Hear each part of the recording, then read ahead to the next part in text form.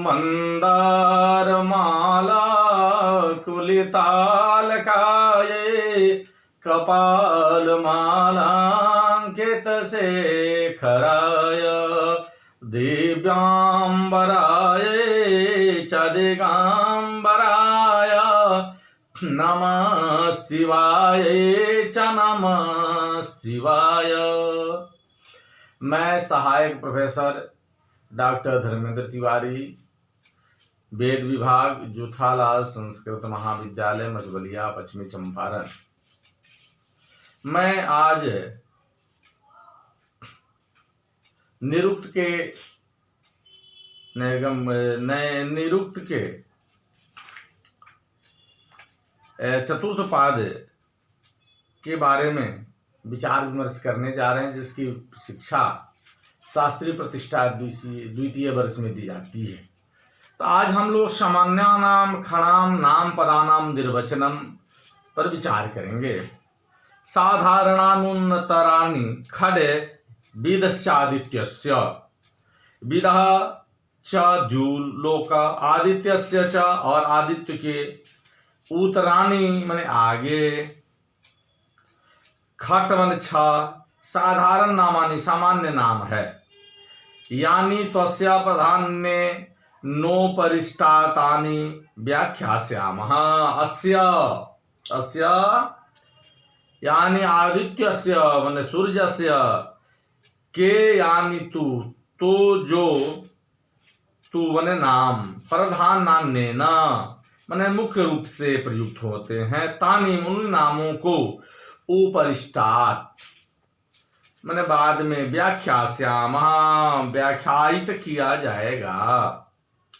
आदित्य नाम निर्वचनम, आदित्य कस्मात् माने किस कारण से आदित्य कहा जाता है। आदते रसान आदते भासम ज्योतिषाम आदित्यो भासेति वा अदिते पुत्रा इति वा।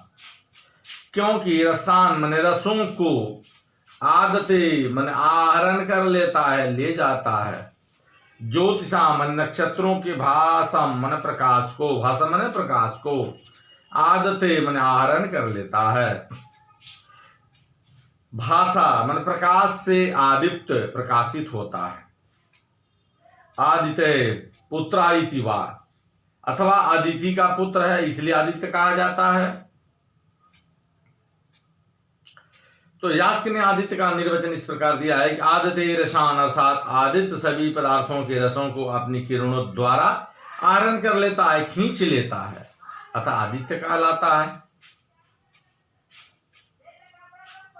इस प्रकार आ उपसर्ग पूर्वक दानार्थक दा धातु से यक प्रत्यय करके उणादि दा को दद आदेश होकर आदित्य शब्द बनता है।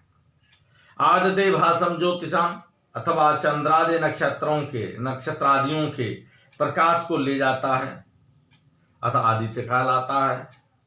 यहाँ दो बात आ गई। एक बात या तो पदार्थों के रसों को किरणों के द्वारा खींच लेता है, अथवा चंद्रादि नक्षत्रों के प्रकाश को खींच लेता है, हरण कर लेता है। आदित्यता भाषा, अथवा आदित्य अपने प्रकाश से प्रकाशित होता है, अतः आदित्य कहलाता है। इस प्रकार आदित्य शब्द आ उपसर्ग पूर्वक प्रदीप्त अर्थक दीप शब्द से यक प्रत्यय लगकर आदित्य शब्द सिद्ध होता है। आदित्य पुत्र इति वा, अथवा आदित्य का पुत्र होने के कारण आदित्य कहलाता है। अल्प प्रयोगम तस्यैतादार्चाभ्याम मामनाय सुक्त भाग सूर्यमादित्य पुत्रम। आचार्याभ्याम नाय, जिस अमामनाय, अमामनाय मैंने वेद में ऋचा होती है और आचाभ्याम नाय है, उसमें तू तो अस्य, इस आदित्य ने आदित्य का सुक्त भास अल्प प्रयोगम मैंने अल्प प्रयोग होता है। सूर्यम मैंने सूर्य को, आदित्ययम मैंने आदित्य अर्थात आदित्य पुत्रम, आदित्य का पुत्र कहा जाता है। सूत्रभाग मैंने सूत्रभाग वह देवता है जो कि संपूर्ण सूक्त का एक ही देवता होता है। सूर्यवाचक आदित्य ऋग्वेद में थोड़ा ही प्रयुक्त है। आर्चाभ्यामनाय माने ऋचा अभि अधिकतया आमनायन्ते अभ्यस्यन्ते यस्मिन् स ऋचाभ्यामनाय स एवार्चाभ्यामनाय अर्थात ऋचाएं अधिकता से पढ़ी गई हैं। जिस वेद में वह ऋचाभ्यामनाय कहलाता है और ऋचामनाय ही अर्चाभ्यामनाय है। ऋग्वेद में प्राय ऋचाएं ही हैं, इसलिए इसी ऋचा का वेद ऋग्वेद कहा जाता है। इस प्रकार अर्चाभ्यामनाय के द्वारा ऋग्वेद को कहा जाता है। अदिति का पुत्र आदित्य है। आदित्य सूचक सूर्य का वाचक है। यह आदित्य सुक्त भाव तो है ही, क्योंकि सूर्य आदित्य कहा गया है, किंतु आदित्य आविर्भाव नहीं है, क्योंकि आदित्य नाम से कहीं भी आहुति नहीं दी जाती है। एवमन्यासामपि देवतानामादित्य प्रवादः स्तुवतो भवन्ति तद्य तथैव न तन्मित्रस्य वरुणस्यार्जमनो दक्ष भगस्यांसस्येति। एवं मने इस प्रकार अन्यासामपि अन्य भी देवताम मैंने देवतानाम मैंने देवताओं की आदित्य प्रवादा मैंने आदित्य के नाम से स्तुत मैंने स्तुतियां भवती मैंने होती हैं। तथा जैसे एतद या उदाहरण मित्र से मित्र की, वरुण से मैंने वरुण की, अर्जमणा मैंने अर्जमा की, दक्षस्य मैंने दक्ष की, भगस्य मैंने भग की, अंशस्य मैंने अंश की इत्यादि। सूर्य के अतिरिक्त मित्र, वरुण देव आदि इत्यादि देवता भी स्तुतियां आदित्य नाम से की जाती है। यथापि मित्र वरुणयो आदित्या दानपति अथापि मित्र वरुणयो मित्र और वरुण देवता की आदित्य नाम से इस मंत्र में स्तुति की गई है। आदित्यो अदिति के पुत्र, दानोनस्पति दान के स्वामी, मित्र और वरुण यजमान की सेवा कर रहे हैं। दानोनस्पति का अर्थ है दानपति, दान का स्वामी। विमर्शा है इस उदाहरित मंत्र में मित्र और वरुण दोनों देवताओं की आदित्य के नाम से स्तुति की गई है। तासम राजा धृतासूति आदित्या दानोनस्पति से चेते अनवाहवरम। वे दोनों मैंने मित्र और वरुण, साम्राज्य मैंने सुदीप्त, धृतासुति जल को बरसाने वाले मैंने आदित्य आदिति के पुत्र, दानोनस्पति मैंने दान के स्वामी, दानोस्पति मैंने दान के स्वामी, अनवारहम मैंने जजमान के लिए सुख को सचेते मैंने पहुंचाते हैं। अथापि मित्र कस्य प्रसमित्र मर्तो अस्तु प्रयस्वान्यस्त आदित्य शिक्षति व्रतेन इत्यपि निगमो भवति। अथापि और एकस्य मैंने अकेले मित्रस्य मित्र देवता का इत्यपि यह निगम भवति मंत्र है। आदित्य मित्र है, आदित्य के पुत्र मित्र, सामर्थ्य मैंने वह मनुष्य, पयस्वान मन अन्नवान प्रअस्तु हो जाए, या मैंने जो मनुष्य ते मैंने तुम्हारे लिए व्रतेन मन व्रत के अनुसार शिक्षति मन हवि को प्रदान करता है। अथापि वरुणस्यैकस्य यथा वयमादित्य व्रते तव व्रतमिति कर्माणां वृणोतीति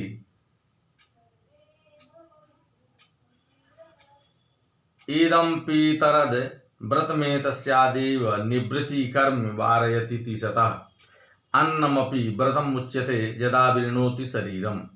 यथापि और आदित्य का प्रयोग एकस्य वर्ण से हमने अकेले वरुण के लिए इस मंत्र में हुआ है। आदित्य हे अदिति के पुत्र वरुण, तव व्रते मैंने तुम्हारे कर्म में, वयम मैंने हम, समर्थों में, व्रतम इति मैंने व्रत या कर्मनाशक कर्म का वाचक है। वृणोतीति तथा आच्छादनार्थक वृण धातु से बना है। इदम अपि इतरत या दूसरा भी निवृत्ति कर्म निवृत्त्यर्थक यम नियम वाला। व्रत एतस्मात्मने व इसी वृण धातु से निष्पन्न होता है। वारयति सतः क्योंकि व्रत सभी को अकर्म से हटाता है। अन्नम अपि अन्न को भी व्रतम उच्यते व्रत कहा जाता है। जत क्योंकि शरीरम मन शरीर को आवरणोति आच्छादित कर लेता है। विमर्श। उदाहरित मंत्र इस प्रकार है।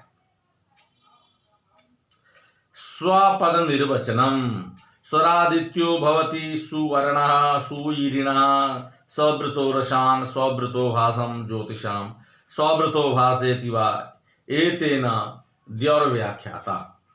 स्व आदित्य भवति माने आदित्य शब्द का वाचक है।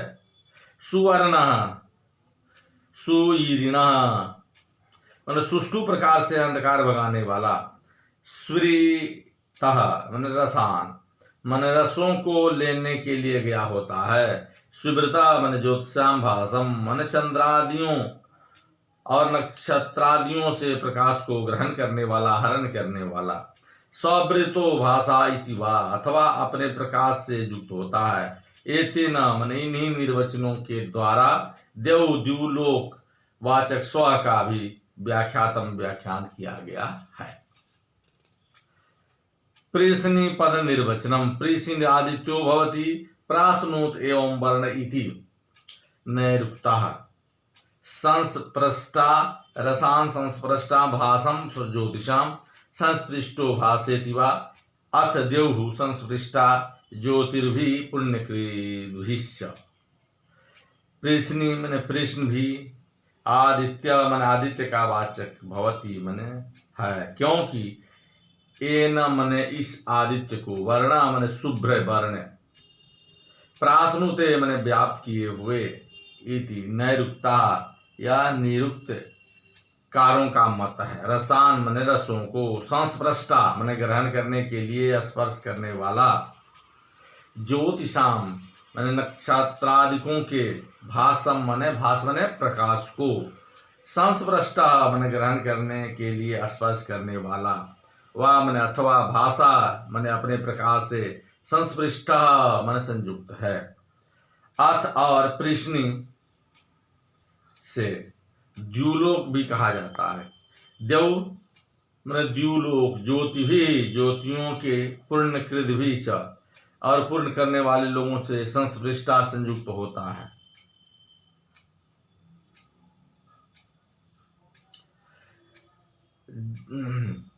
नाक पद निर्वचनम नाक आदित्यो भवति नेता रसानाम नेता भासाम ज्योतिषाम प्रणयः अथ देव कमिति सुख नाम तत्प्रसिद्धम प्रतिसिद्ध्येत नवामुं लोकम जगमुषे किं च नाकम नवामुं लोकम गतवते किंचना सुखम पूर्णकृतो देव तत्र गच्छन्ति।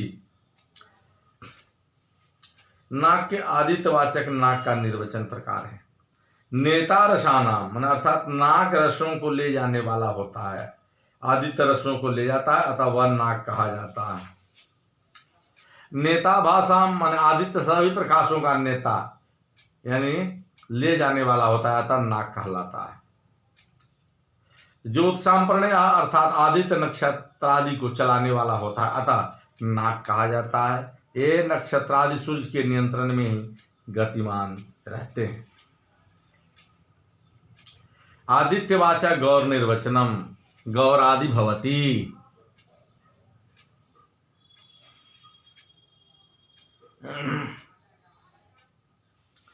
गमयति रशान गच्छन्ति अंतरिक्षे अथ दौर्जत पृथिव्या अधिदूरम गता भवति जच्चास्याम ज्योतिषिं गच्छन्ति। गौ जास का बिना आदित्य वाचक गो का निर्वचन इस प्रकार किया है। गमयति रशान अर्थात रसों को ले जाता है अतः आदित्य को गो कहा जाता है। गच्छन्ति अथवा अंतरिक्ष में गमन करता है गो कहलाता है। गो द्युलोक का वाचक भी है। द्युलोक वाचक गो का निर्वचन पृथिव्या अधिदूरं गता भवति अर्थात द्युलोक पृथ्वी से अधिक दूर गया हुआ होता है अर्थात द्युलोक को गोलोक भी कहा जाता है। अस्याम ज्योतिषिं गच्छन्ति अथवा इस द्युलोक में सूर्य आदि प्रकाशमान करते हैं अतः गो कहलाता है। विष्ट पद निर्वचनम विष्टवादित्यो भवति आविष्टो रसान आविष्टो भासम ज्योतिषाम आविष्टे भासेति वा अथ देवराविष्टो ज्योतिर्भि पूर्णकृद्भिश्च। विष्टव विष्टव भी आदित्य भवति आदित्य का वाचक है, क्योंकि आदित्य रसान रसों में आविष्ट प्रविष्ट होता है।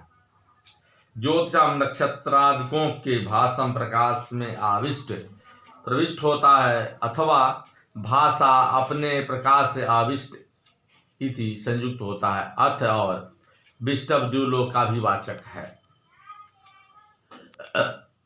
हाँ, द्यौ माने द्यु लोक, ज्योति भी माने प्रकाशों से पूर्ण, कृत भी च और पूर्ण करने वालों से आविष्ट माने युक्त होता है।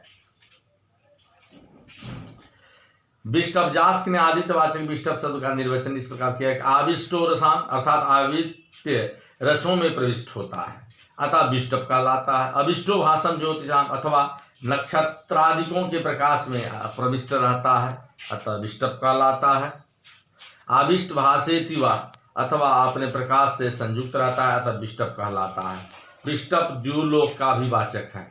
द्युलोक को विष्टभ इसलिए कहा जाता है क्योंकि द्यौराविष्टो ज्योतिर्भि पूर्णकृत भी च, वह प्रकाशों और पूर्ण करने वाले प्राणियों से युक्त रहता है।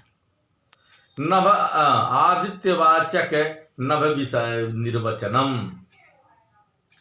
नभ आदित्यो भवति नेता भाषां ज्योतिषां प्रणयः अपि वा भन एव स्याद् द्विपरितः न भातीति वा एतेन द्योर्व्याख्याता।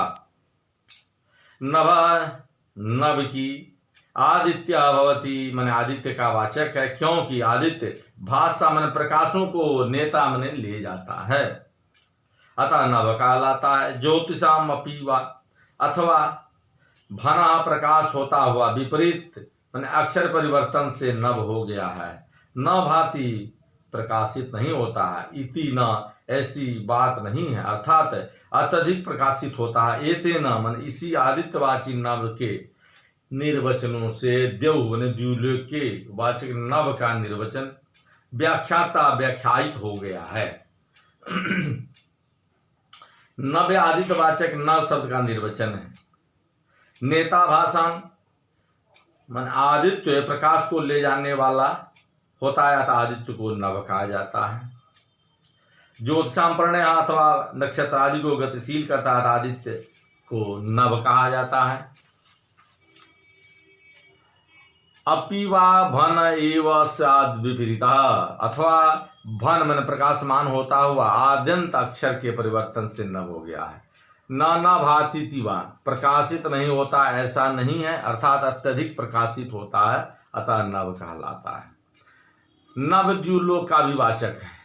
जिस प्रकार आदित्यवाचक नभ का निर्वचन किया जाता है, उसी प्रकार द्युलोक वाचक नभ का भी निर्वचन किया जाता है। तो हम लोग जो है ये निरुक्त के नैघंटु कांड के चतुर्थ पाद का अध्ययन हम लोग किए। अब हम लोग नैघंटु के पंचम पाद का अध्ययन करेंगे। रश्मि नाम व्याख्यानम। रश्मि नामान्य उत्तरणानि पंचदश। उत्तरणानि माने आदित्य के साधारण नाम नागों से बाद में पंचदश खेदया से लेकर सुपर्णा तक 15 रश्मि नामानि रश्मि नाम वाचक है। रश्मिर जमनात्, जमनात् नियंत्रित करने के कारण इसे रश्मि कहा जाता है। नियंत्रित जमनात् माने नियंत्रित करने के कारण इसे रश्मि कहा जाता है। रश्मि सूर्य की किरणों को और घोड़े की रास को रश्मि कहा जाता है। रश्मि किसको होता है तो घोड़े के लगाम को, और किरणों सूर्य की किरणों को रश्मि कहा जाता है। रश्मि का निर्वचन इस प्रकार है। रश्मि जमनात् अर्थात नियंत्रण करने के कारण, किरणों को नियंत्रण करने के कारण इसे रश्मि कहा जाता है, क्योंकि सूर्य की रश्मियां जल को और घोड़े की रश्मियां घोड़े को नियंत्रित करती हैं। इस प्रकार यह शब्द नियंत्रणार्थक जम शब्द से इन प्रत्यय लगकर ज को रस आदेश करके बना है। तेषाम आदितः साधारणानि पंचास्वरश्मिभिः। तेषाम उन रश्मियों के नामों में आदितः बना प्रारंभ से लेकर पंच खेदयः किरण जो रश्मि अनिशु ये 5 नाम घोड़ों की रास के साधारण नामानि समान है। निघंटु में पथिक रश्मि के नमो आदि से लेकर 5 नाम घोड़े की रास तथा सूर्य की किरणों के दोनों के वाचक हैं। इससे स्पष्ट होता है कि उन नामों के अतिरिक्त अन्य नाम केवल सूर्य की किरणों के वाचक हैं। दिंग नाम निर्वचनम। दिंग नाम उत्तराण्यष्टौ। उत्तरणानी मैंने रश्मि नाम से, बाद में अष्टो मैंने आता से लेकर दिशा तक 8 दिंग नामानी दिशा के नाम हैं। दिशा का समास दिशते आसदनात् अपि वाभ्यसनात्, अर्थात कस्मात किस कारण दिशा मैंने दिशा कहा जाता है। दिशते क्योंकि निर्देशात्मक दिश धातु से बना है। आसदनात् प्रत्येक पदार्थ के आसन होने के कारण दिक् कहा जाता है। अपीवा अथवा अभ्यसनात् मैंने सर्वव्यापक होने के कारण दिक् कहा जाता है। तो दिशते है अर्थात निर्देशार्थक दिश धातु से दिशा शब्द बनता है, क्योंकि इन्हीं दिशाओं से गति मार्ग निर्दिष्ट होता है। इस प्रकार दिश धातु से कुछ प्रत्यय लगकर शब्द बना है। आसदनात् अर्थात सभी पदार्थों के आसन्न में होने के कारण इसे दिक् कहा जाता है। आसदनात् अर्थात सभी पदार्थों के आसन होने के कारण इसे दिक् कहा जाता है। अपीवा भ्यसनात् अथवा सर्वव्यापक होने के कारण इसे दिक् कहा जाता है। तत्र काष्ठा इत्ये तदन्य कस्यापि सत्वस्य नाम भवति। तत्र मैंने उस दिशा के नामों में काष्ठा इत्ये तत् मैंने काष्ठा यह शब्द अनेकस्य अय अनेक मैंने सत्वस्य द्रव्य का नाम भवति मैंने वाचक होता है। काष्ठ पद निर्वचनम। काष्ठादिशो भवन्ति क्रांत्वा स्थिता भवन्ति मैंने काष्ठा मैंने काष्ठा। दिशा भवन्ति मैंने दिशा का वाचक होता है, क्योंकि दिशाएं क्रांत्वा मैंने घेर कर स्थिता भवन्ति स्थित होती है। दिशावाची काष्ठा क्रांत्वा स्थिता भवन्ति अर्थात सभी पदार्थों को घेर कर स्थित रहते, इसलिए काष्ठा कहलाती है। इस प्रकार क्रांत्वा अस्था क्रांता काष्ठा हुआ। काष्ठा उपदिशो भवन्ति इतरेतरम क्रांत्वा स्थिता भवन्ति। काष्ठा काष्ठा उपदिशा भवन्ति। उपदिशा ओं का भी वाचक है, क्योंकि इतरेतरम कांत्वा स्थिता भवन्ति एक दूसरे का अतिक्रमण करके स्थित रहती है। तो उपदिशाओं के अर्थ में काष्ठा का प्रयोग इसलिए किया जाता है क्योंकि ये इतरेतरम कांत्वा स्थिता भवन्ति अर्थात एक दूसरे का अतिक्रमण करके स्थित होती है। इन उपदिशाओं के मध्य में दिशाओं का व्यवधान होता है। आदित्योपि काष्ठेत्युच्यते क्रांत्वा स्थितो भवति। आदित्य अपि आदित्य भी काष्ठा इति उच्यते काष्ठा कहा जाता है, क्योंकि क्रांत्वा मैंने अपनी परिधि में घूमकर स्थिता भवति मैंने स्थित रहता है। क्रांत्वा स्थितो भवति अर्थात अपनी परिधि में घूमकर स्थित रहता है, अतः आदित्य भी काष्ठा कहा जाता है। आजंतोपि काष्ठोच्यते क्रांत्वा स्थितो भवति। आजंता अपि मैंने युद्ध भूमि भी काष्ठा उच्यते काष्ठा कही जाती है, क्योंकि क्रांत्वा या कुछ दूर जाकर स्थित भवती हो जाती है। युद्ध भूमि को काष्ठा इसलिए कहा जाता है कि क्रांत्वा स्थिता भवति अर्थात कुछ दूर जाकर स्थित हो जाती है, संग्राम भूमि सीमित रहती है। आपोपि काष्ठा उच्यन्ते क्रांत्वा स्थिता भवन्ति इति अस्थावराणानम। आपः अपि मन मेघ का जल भी काष्ठा उच्यन्ते काष्ठा कहा जाता है, क्योंकि क्रांत्वा जलाशय में जाकर स्थिता भवन्ति स्थित हो जाते हैं। मैंने यह मैंने जल के लिए काष्ठा का प्रयोग हुआ है। अस्थावराणानम पृथ्वी पर स्थित जल के लिए। अस्थावर जल को भी काष्ठा कहा जाता है, क्योंकि यह क्रांत्वा मैंने स्थिता भवन्ति अर्थात जलाशय में जाकर स्थित हो जाता है। स्थावर जल वह जल होता है जो एक जगह एकत्रित रहता है। प्रवाहमान जल अस्थावर होता है। अतिष्ठन्ति नाम निवेशनानां काष्ठानां मध्ये निहितं शरीरं वृत्रस्य निर्ण्यं विचरन्त्यापो दीर्घं तम आशयन्दिन्द्रः शत्रुः। अतिष्ठन्ति नाम मैंने कहीं न रुकते हुए मेघ में स्थित अन्निवेशनानाम अस्थावर काष्ठानाम जलों के मध्य में शरीरम मन मेघ का शरीर नीतम मन स्थित है। आपा मन जब वे मन जल वृत्रस्य मन मेघ के न्याय में निम्न प्रदेश में विचरंती मन विचरण करते हुए, तब इंद्र शत्रु मन इंद्र है शत्रु जिसका ऐसा वृत्त मेघ दीर्घम तमा मन गंभीर अंधेरा आशयात मन फैला देता है। इस मंत्र में काष्ठा शब्द का प्रयोग अस्थावर जल में के लिए हुआ है, ऐसा जानना चाहिए। अतिष्ठस्तीनां निवेशमानानि निमित्तस्य स्थावराणां काष्ठानां मध्ये निहितं शरीरं मेघः शरीरं श्रीणाते समनातिर्वावृतस्य नृणामं विचरन्ति बीजानन्त्याप इति दीर्घं द्राघते तमस तनोते आशय दासेते इंद्रशत्रु इंद्रस्य समइता वा सातइता वा तस्मादिन्द्रस्य शत्रु। शरीर माने मेघ। शरीर शब्द का निर्वचन है कि शरीरम श्रीणात है, अर्थात शरीर शब्द हिंसार्थक श्री धातु से बना है, क्योंकि वह मेघ माने वर्षा करके नष्ट हो जाता है। इस प्रकार श्री धातु से ईरन प्रत्यय करके शरीर शब्द निष्पन्न होता है। समनाते वा अथवा उपशमनार्थक सम धातु से बना है, क्योंकि वह मेघ वर्षा करके शांत हो जाता है। इस प्रकार भी इस शब्द का सम धातु से ईरन प्रत्यय लगकर निष्पन्न होता है। दीर्घ